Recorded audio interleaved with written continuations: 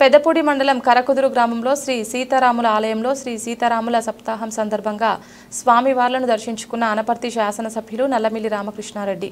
ఈ కార్యక్రమంలో అనపర్తి నియోజకవర్గం ఎన్డీఏ నాయకులు, పెద్దపూడి మండల గొల్లల మామిడాడ టీడీపీ మాజీ ఎంపీటీసీ తమలంపూడి శివరామారెడ్డి, జనసేన నాగు ఎన్డీఏ నాయకులు, కరకుదురు గ్రామ ఎన్డీఏ నాయకులు, కార్యకర్తలు పాల్గొన్నారు।